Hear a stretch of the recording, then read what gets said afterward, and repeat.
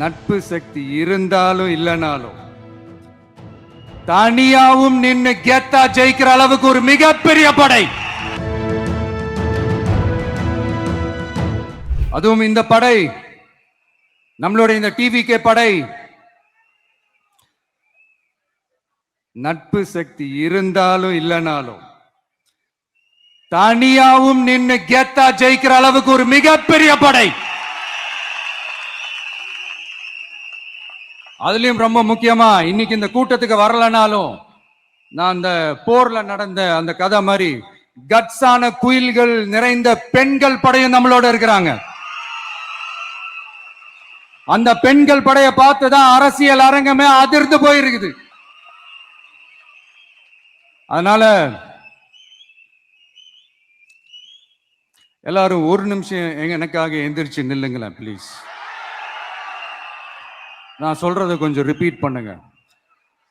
இந்த 2026 சட்டமன்ற தேர்தல்ல நாம எல்லாரும் உண்மையாக உழைப்போம், சத்தியமாக உழைப்போம், உறுதியாக உழைப்போம், ஒற்றுமையாக உழைப்போம்.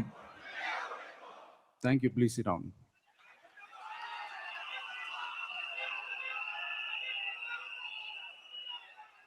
உங்களோட இந்த வார்த்தையை நான் மனப்பூர்வமா நம்புறேன். நான் ஏற்கனவே சொன்ன மாதிரி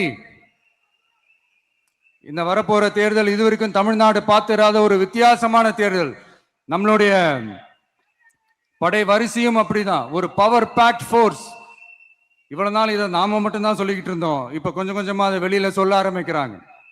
என்னடா இந்த விஜய் கூட இருக்கிற ஃபோர்ஸை பார்த்தா சாதாரண ஃபோர்ஸ் மாதிரி தெரியல, மிலிட்டரியோட பெரிய ஃபோர்ஸா இருக்குது, வரப்போற எலெக்ஷனை கணிக்கவே முடியல, அப்படி இப்படின்னு சில குரல்கள்லாம் கேட்க ஆரம்பிக்குது.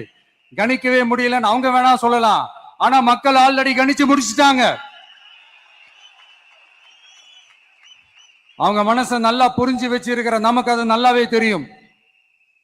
அதனால இந்த எலெக்ஷன் ரிசல்ட்டுக்கு அப்புறம் இந்த தீய சக்தி கிட்ட இருந்தோம், இந்த ஊழல்வாத அடிமை சக்தி கிட்ட இருந்தோம் தமிழ்நாட்டை மீட்டுட்டோம்னு உறுதியா அறிவிப்போம். அதுல எந்த மாற்று கருத்து கிடையாது. அதனால என் நெஞ்சில் குடியிருக்கும் தோழர்களே, தோழிகளே, உங்களோட நான் இருக்கேன், நம்மளோட நம்ம மக்கள் இருக்கிறாங்க. இதுக்கு மேல என்ன வேணும்? கான்பிடண்டா இருங்க, நல்லதே நடக்கும், வெற்றி நிச்சயம். மீண்டும் சந்திக்கும் வரை நன்றி, வணக்கம்.